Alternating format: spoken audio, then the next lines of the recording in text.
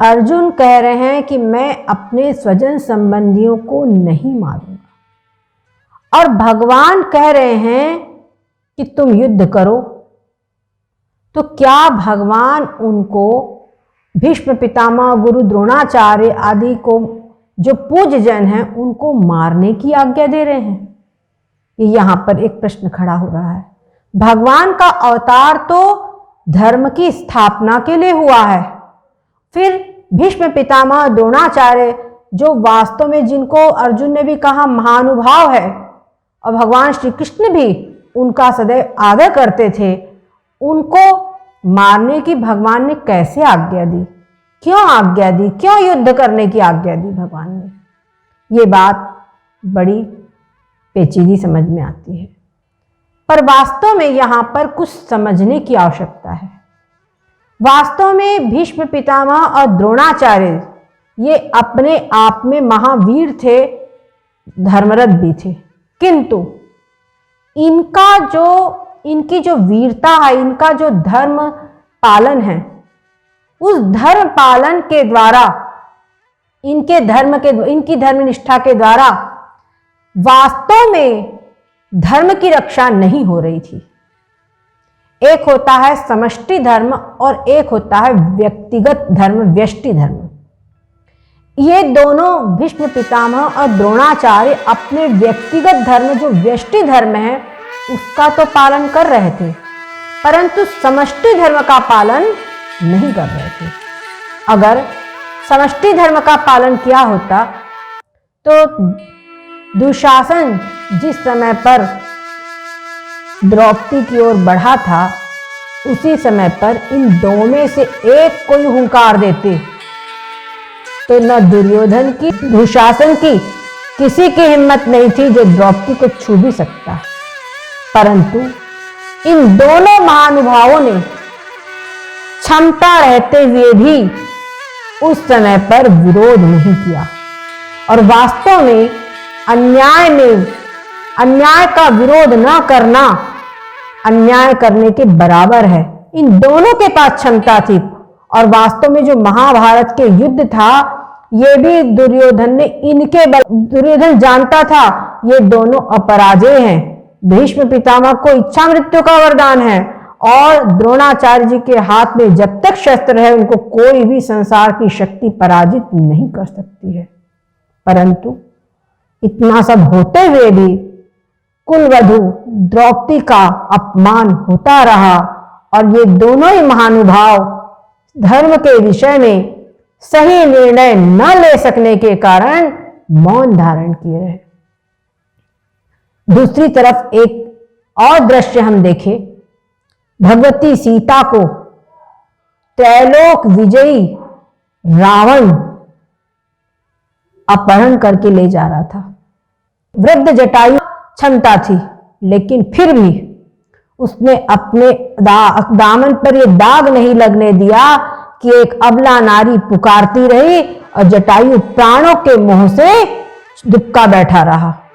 उसने अंतिम समय तक बस रावण का विरोध किया, चाहे जो कुछ भी हो, भले ही रावण ने उनके पंख काट दिया, कुछ भी किया, लेकिन फिर भी उन्होंने अपने कर्तव्य की पूर्ति बराबर की।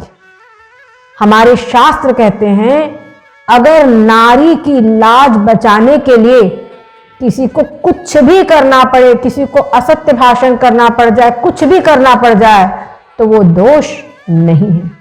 द्रौपदी का अपमान हो रहा था, उस समय पर भीष्म पितामह या द्रोणाचार्य चाहे जो कदम उठा लेते, वो सब कुछ धर्म ही होता। उस समय पर किसी प्रकार की धर्म की हानि नहीं होती और कुलवधू की लाज बच जाती। साथ ही साथ में इस महाभारत की नौबत भी ना आती। परंतु इन दोनों ने भी शक्ति रहते हुए भी, ये बात अपने जीवन में हमेशा ध्यान रखे, शक्ति रहते हुए भी अन्याय का विरोध न करना महान अधर्म ही है। हमें हर कीमत पर धर्म का पक्ष लेना चाहिए। जहां पर व्यक्तिगत धर्म और समष्टि धर्म दो में से एक को चुनने की बात आए, तो हमको समष्टि धर्म का ही चयन करना चाहिए। अर्जुन के सामने भी यही स्थिति उपस्थित हो गई है। अर्जुन के सामने भी एक व्यक्तिगत धर्म है और एक तरफ समष्टि धर्म है। गुरुदेव द्रोणाचार्य जी, भीष्म पितामह जी, इनके प्रति अर्जुन का जो संबंध है, जो अर्जुन का धर्म है, वो इनका व्यक्तिगत स्तर पर धर्म है, परंतु समष्टि स्तर पर राष्ट्र की रक्षा, धर्म की रक्षा, समाज की रक्षा, ये समष्टि धर्म है, जिसकी रक्षा दुर्योधन के शासन में कदापि नहीं हो सकती थी। विचार कीजिए, जिस दुर्योधन के राज्य शासन में कुलवधु द्रौपदी जब सुरक्षित नहीं रही, तो फिर अन्य राज्य की स्त्रियों की सुरक्षा की क्या बात है।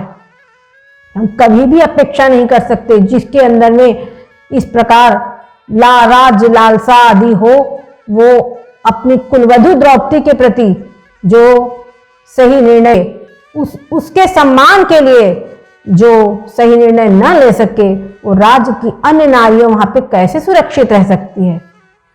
इसीलिए भगवान यहां पर अधर्म को मिटाने के लिए पूर्ण रूपेण युधिष्ठिर का राजा बनना आवश्यक था। कर्ण स्वयं जो था वो व्यक्तिगत धर्म, दुर्योधन के प्रति अपने व्यक्तिगत धर्म का निर्वाह कर रहा था, और वो स्वयं समझता था कि दुर्योधन हर प्रकार से अनुचित कर रहा है, अधर्म कर रहा है।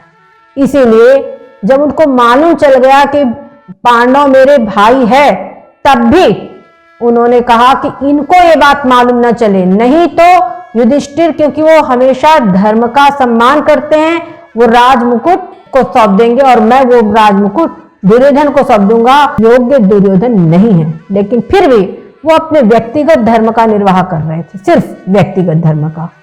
और अर्जुन भी जो मोहग्रस्त हुआ था, वो व्यक्तिगत धर्म को देखते हुए मोहग्रस्त हुआ था, अपने व्यक्तिगत कर्तव्य को देखते हुए मोहग्रस्त हुआ था, पर समष्टि धर्म के प्रति अर्जुन जागरूक नहीं था। समष्टि के प्रति अर्जुन का ये निर्णय सही नहीं था। तो भगवान श्री कृष्ण को अर्जुन ने अपना सारथी बनाया था कि आप मेरा मार्गदर्शन करेंगे, मुझे आप युद्ध में भटकने नहीं देंगे। तो भगवान श्री कृष्ण ने अर्जुन को उसका धर्म समझाया, उसका वास्तविक। एक बात और हम समझे, दो प्रकार के युद्ध होते हैं। एक युद्ध होता है वृत्तिपरक युद्ध, और दूसरा युद्ध होता है धर्म परक युद्ध, धर्म युद्ध। वृत्तिपरक युद्ध वो होता है जो अपनी राज्य सीमाओं के विस्तार के लिए किया जाए, अथवा दूसरे राज्य से धन संपत्ति को एकत्रित करने के लिए, वहां से छीनने के लिए किया जाए, वो तो वृत्तिपरक युद्ध है। जैसे कि रामायण में वर्णन आता है प्रताप भानु का। प्रताप भानु ने जो भी युद्ध किया था, अपने आसपास के समस्त राजाओं को अपने अधीनस्थ करने के लिए, राज्य विस्तार के लिए किया था, वो वृत्तिपरक युद्ध थे। दूसरा युद्ध होता है धर्मपरक युद्ध, जो किसी अन्याय का, किसी अत्याचार का विरोध करने के लिए किया जाए, वो युद्ध होता है धर्मपरक युद्ध। जैसे भगवान श्री रामचंद्र जी ने रावण के अत्याचारों को समाप्त करने के लिए और भगवती सीता को वहां से प्राप्त करने के लिए जो रावण से युद्ध किया था, ये उनका धर्मपरक युद्ध था, धर्म युद्ध था। और अगर भगवान श्री रामचंद्र जी का ये युद्ध वृत्तिपरक युद्ध होता, तो पूरी लंका जीतने के बाद भगवान विभीषण को राज्य न देते। आज लंका हमारे भारत देश का हिस्सा होती, परंतु भगवान श्री रामचंद्र जी ने यह युद्ध धर्म युद्ध किया था। केवल रावण के अन्यायों के विरुद्ध उनका यह युद्ध था। यहां पर भी कौरवों ने, दुर्योधन ने हमेशा ही इनके प्रति अन्याय किया है, और पूर्ण रूपेण भगवान स्वयं जब गए हैं संधि प्रस्ताव लेकर, और ये कह दिया कि आप 5 भाइयों के लिए 5 गांव दे दे, क्योंकि क्षत्रिय के लिए भिक्षा मांगना, जंगलों में रहना, भिक्षा मांगना, ये क्षत्रिय के लिए राज्य शासन करे तो भाई 5 भाइयों के नाम पर 5 गांव दे दे। लेकिन दुर्योधन ने सीधे कह दिया कि मैं शुच्चाग्रे न दास्यामि बिना युद्धेन केशव, सुई की नोक के बराबर भूमि भी मैं बिना युद्ध के नहीं दूंगा। तो अब भी अगर हम युद्ध न करें तो फिर क्या है, डरते इसका मतलब। तो दुर्योधन के द्वारा ये युद्ध वास्तव में पांडवों पर थोपा गया था। इनके पास युद्ध के अतिरिक्त दूसरा शांति का कोई मार्ग नहीं रहा था और सब पूरे निर्णय होने के बाद युद्ध की नौबत आई थी और युद्ध के लिए एकत्रित हुए थे। अब जब सब कुछ हो गया है, अब बोले कि मैं युद्ध नहीं करूंगा तो महान कायरता ही कहलाएगी। हाँ, अपने घर में रहते हुए ही यहाँ पर एकत्रित होने के पहले जाने दो इनको जो कुछ करना है, उसके बावजूद भी हम इनके स्वजन संबंधी हमारे मारे जाएंगे, इसलिए हम युद्ध नहीं करेंगे। हम जंगल जंगल फिर करके भिक्षावृत्ति के द्वारा ही जीवन यापन कर लेंगे।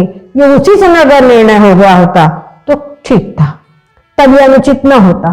परंतु अब युद्ध में आमने सामने खड़े हो गए हैं युद्ध करने के लिए और तब कहे कि हम युद्ध नहीं करेंगे तो क्या होगा? हम खुद कहेंगे कि अरे दम ही नहीं था, पलायन कर दिया अर्जुन, हम खुद ही कहते। तो इसलिए अब यहां पर युद्ध करना ही एकमात्र उपाय था।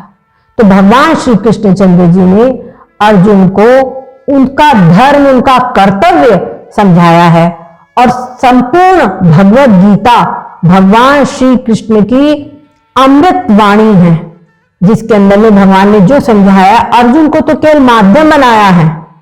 वास्तव में अर्जुन शोक मोह से, देखो थोड़ा विचार, अर्जुन को शोक क्यों हो रहा है कि मेरे स्वजन संबंधी सब मारे जाएंगे और मेरे स्वजन संबंधी मारे जाएंगे, ये भावना क्यों उत्पन्न हो रही है?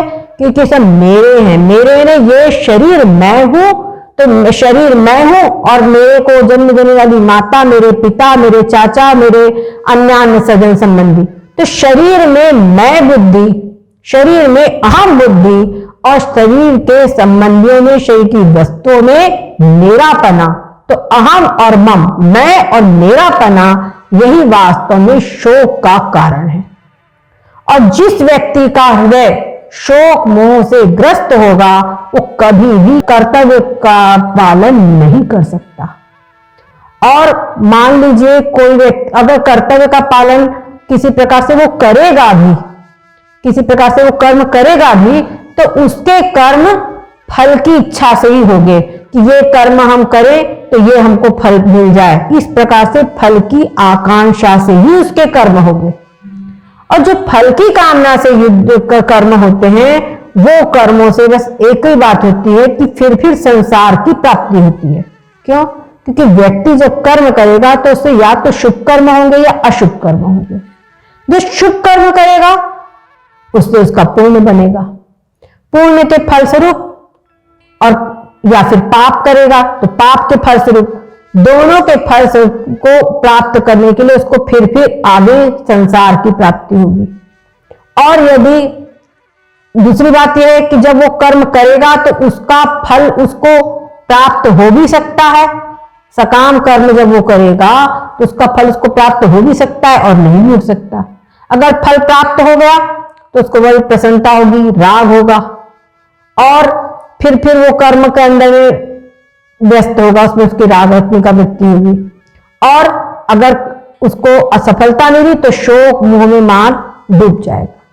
तो इस प्रकार से उसको शोक मोह ही, सकर्म के द्वारा उसको शोक आदि ही प्राप्त होंगे। तो यहां पर भगवान श्री कृष्णचंद्र जी अर्जुन को पूर्ण रूपेण जो उपदेश भगवान ने दिया है, ये ब्रह्म विद्या का उपदेश दिया है।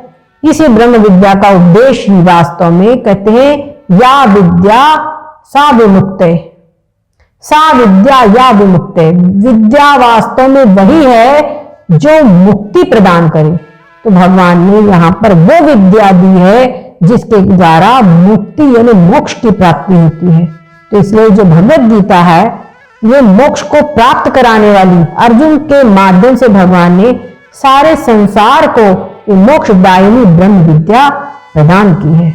तो हम सभी इस ब्रह्म विद्या को प्राप्त करेंगे। भगवान श्री कृष्ण ने जो अमृतमय वाणी है वही भगवत गीता है और भगवान की वाणी गीतोपनिषद भी कहा जाता है। सद्गुरुदेव भगवान की